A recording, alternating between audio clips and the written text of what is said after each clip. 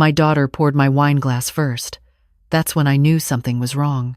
In 40 years of holiday dinners, Rachel had never once served me before herself. But there she was, smiling too sweetly, tilting the bottle at just the right angle, making sure the deep red liquid filled my glass to the brim while everyone else got half portions. "This one's special, Mom," she said, sliding it toward me. "A 2019 Cabernet, from that vineyard you always talked about visiting. I picked it just for you." I looked at the glass, looked at her husband, Greg, who was suddenly very interested in adjusting the napkin on his lap, looked at my 14-year-old grandson, Ethan, who sat frozen with his fork halfway to his mouth, eyes darting between his mother and me. Something cold moved through my chest. Not fear, recognition. I'd seen that look before, years ago, when Rachel was 16 and tried to convince me she hadn't crashed the car into the mailbox.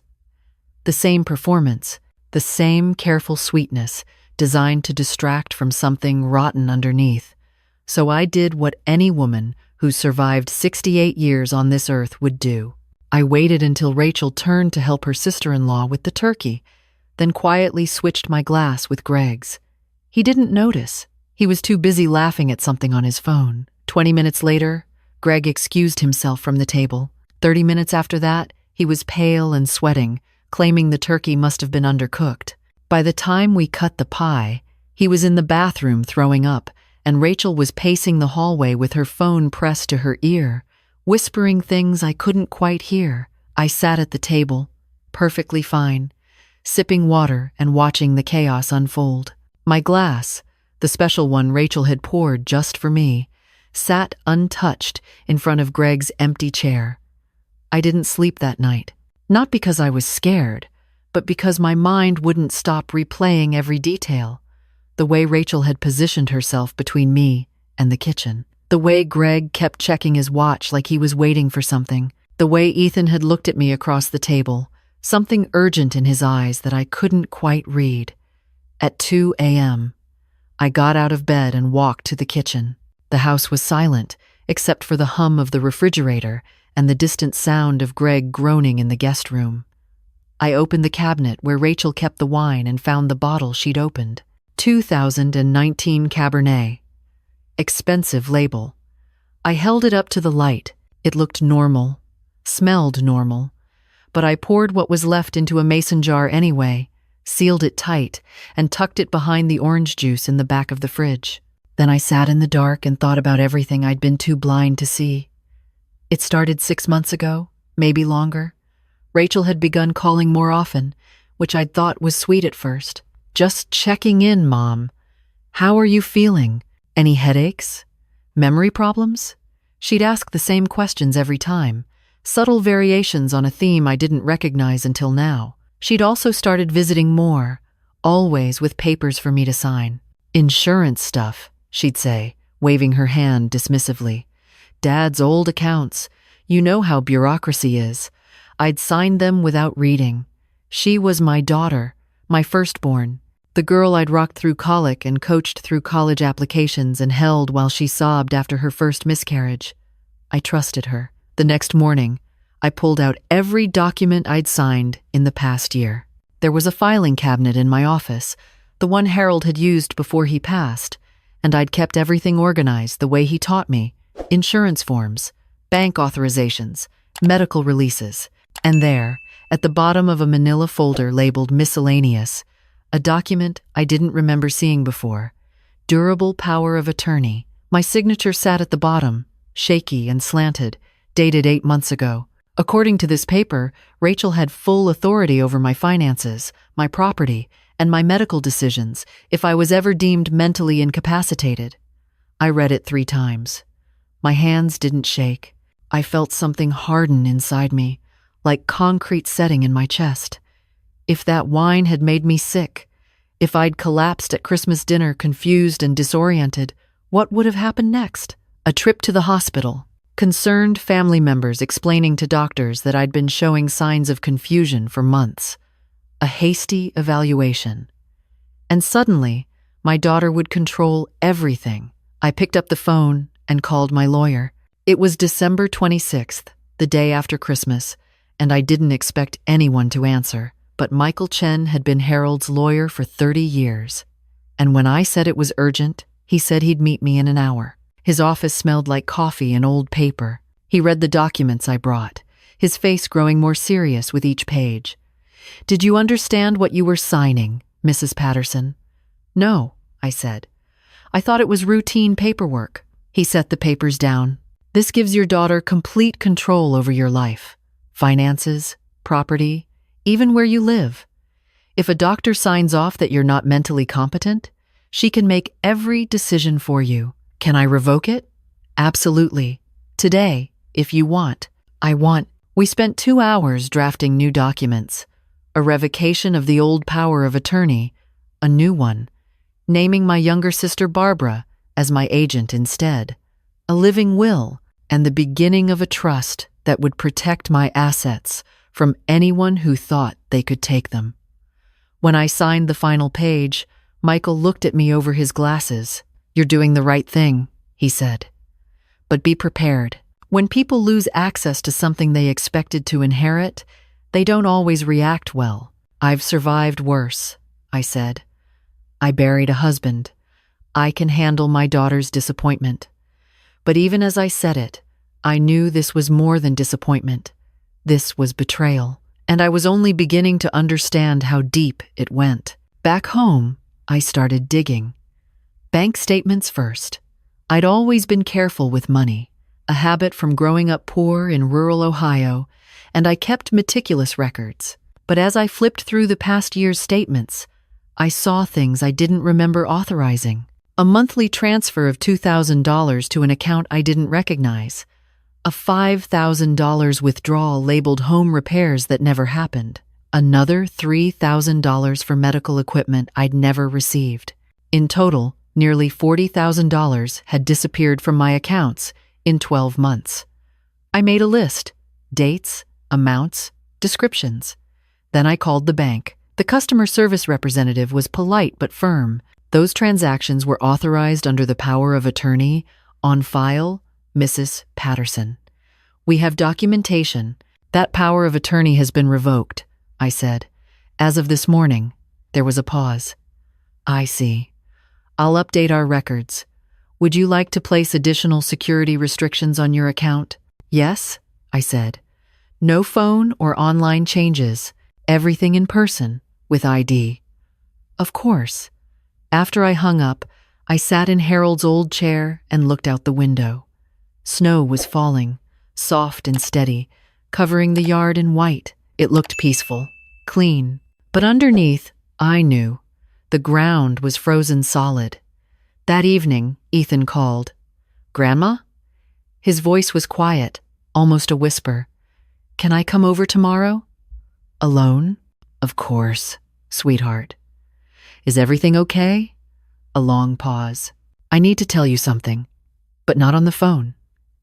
He arrived the next morning with his backpack slung over one shoulder, looking like he hadn't slept. I made him hot chocolate, the way I'd done since he was small, and we sat at the kitchen table. "What's going on?" I asked. He pulled out his phone, tapped the screen a few times, then slid it across the table.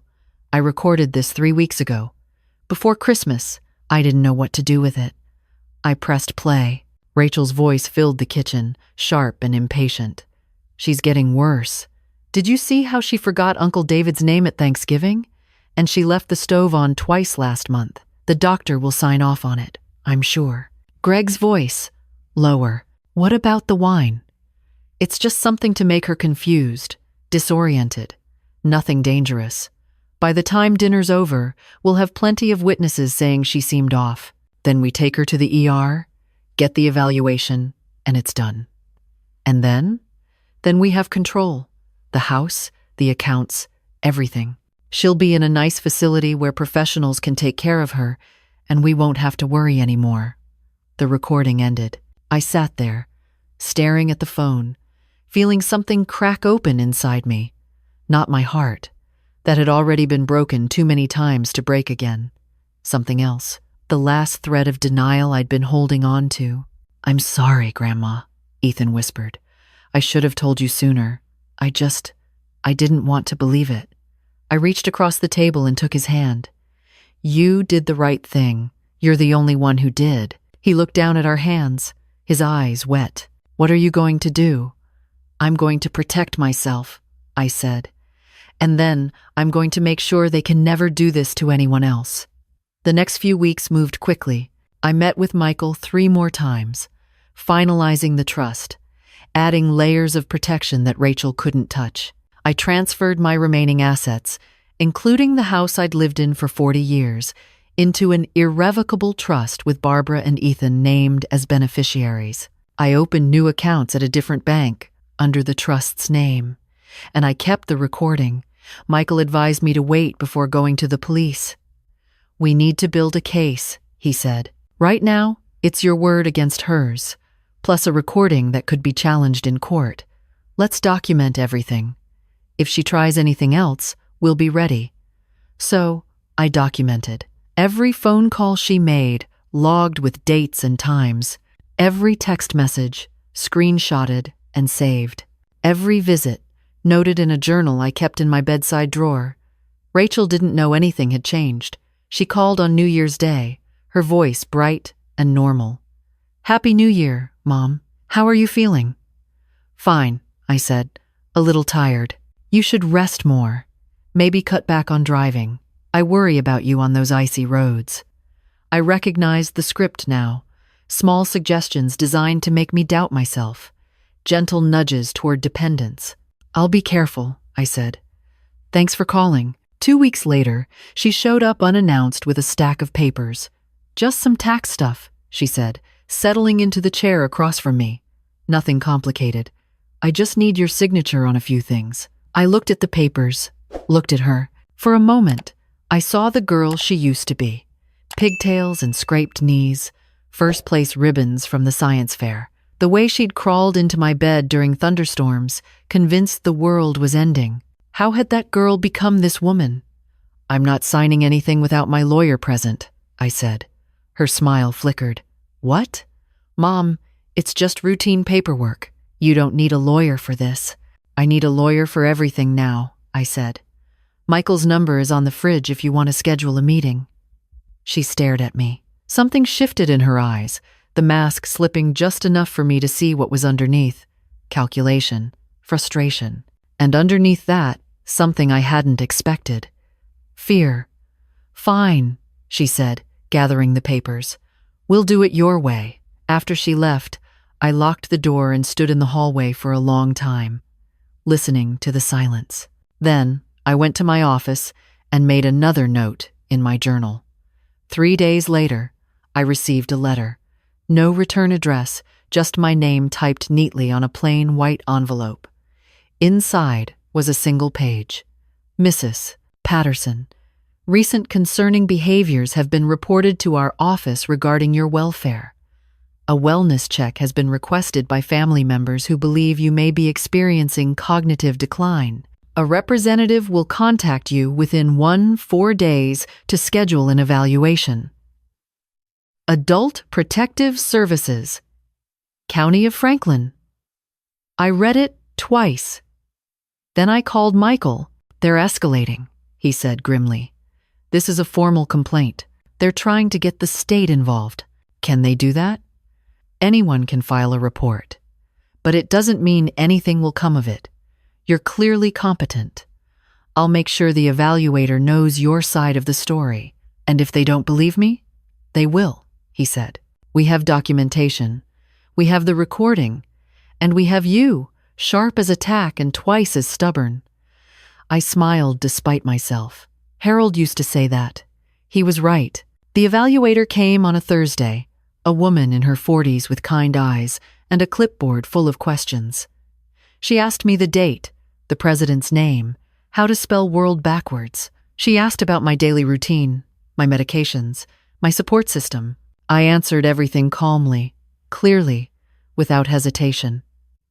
Mrs. Patterson, she said finally, I have to be honest with you. The report we received painted a very different picture than what I'm seeing here. I'm sure it did, I said. My daughter has been trying to gain control of my assets. I have documentation. I have recordings, and I have a lawyer who's prepared to take this to court if necessary. She nodded slowly. I'll note all of this in my report. Based on my assessment, there's no evidence of cognitive impairment. The complaint will be closed. After she left, I sat in Harold's chair and cried. Not from sadness, from relief, from the exhaustion of fighting a war I never wanted, from the grief of losing a daughter I'd loved for 43 years. The confrontation came 2 weeks later. I didn't plan it. Rachel showed up on a Saturday afternoon, Greg hovering behind her like a shadow. Her face was tight with anger. You went to the police, she said. I filed a report. You recorded private conversations. That's illegal. Not in Ohio, I said. We're a one-party consent state. Ethan was a party to the conversation. Her face went pale. Ethan? He's the one who recorded you, discussing how to drug me at Christmas, how to get me declared incompetent, how to take everything I have. Greg took a step back. Rachel didn't move. Mom, she said, her voice changing, softening. You don't understand. We were trying to protect you. You've been so forgetful lately, and we were worried. I'm not forgetful, I said. I'm not confused. I'm not incompetent. I'm a 78-year-old woman who raised 2 children, buried a husband, and built a life with my own hands. And I will not be erased by people who think they can push me aside for a house and a bank account. That's not. Don't lie to me, Rachel. I've heard the recording. I know what you planned. She stood there, mouth open, no words coming out. For the first time in my life, I saw my daughter with completely clear eyes. Not the child I remembered. Not the woman I hoped she'd become. Just a stranger who looked at me and saw nothing but an obstacle. Get out of my house, I said. Mom, please, out. They left. I watched through the window as they drove away. Greg's jaw tight, Rachel's hands gripping the steering wheel like she wanted to strangle it. I didn't feel triumphant. I felt tired and old and more alone than I'd been since Harold died. But I also felt something else, something I hadn't felt in years. Free. The months that followed were quiet. Rachel didn't call, didn't visit, didn't send a card on my birthday or flowers on my anniversary. The silence hurt more than I expected, a constant ache in my chest that flared whenever I passed her old bedroom or found one of her school photos tucked into a drawer. But I learned to live with it. I've learned to live with a lot of things. Ethan visited every week, sometimes twice. We'd sit in the kitchen and talk, or play chess the way Harold used to play with him, or just watch old movies on the couch while the snow fell outside. He never mentioned his parents unless I asked, and I rarely asked.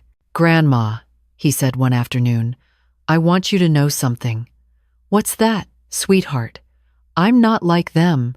I'm never going to be like them. I looked at him, this boy on the edge of becoming a man, and felt something warm spread through my chest. I know, I said. That's why you're the one I'm leaving everything to. He blinked. What?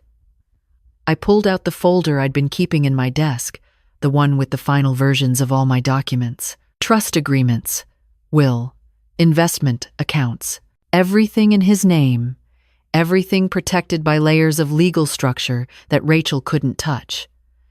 This is yours, I said. When I'm gone, all of it, the house, the savings, everything. But more than that, I want you to have the truth. I wrote it all down. What happened, what they tried to do, what I did to stop them. You can do whatever you want with it. Keep it, publish it, burn it. But I want you to know that you changed everything. He stared at the folder, tears rolling down his cheeks. I don't know what to say. You don't have to say anything. Just live a good life. Be honest. Be kind. Don't become the kind of person who sees their family as an inheritance to collect. He hugged me then, tight and fierce, and I held him like I used to hold Rachel when she was small, before everything went wrong, before love became transaction. Spring came early that year. The magnolia in my backyard bloomed in March, weeks ahead of schedule, and I sat on the porch every morning with my coffee, watching the petals drift like pink snow across the lawn.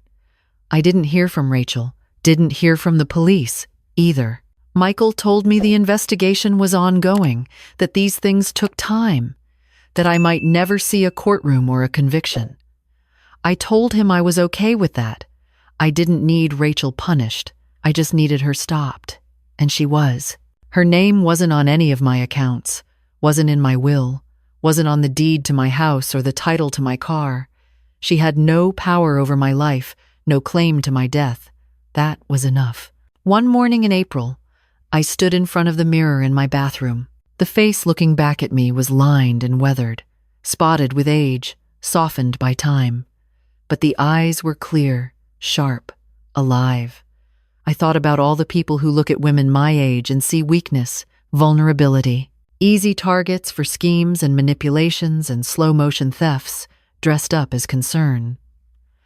I thought about Rachel's face when she poured that wine, the confidence in her eyes, the certainty that I would drink without question, trust without verification, sign without reading. She'd thought I was already gone, just a body waiting to be disposed of.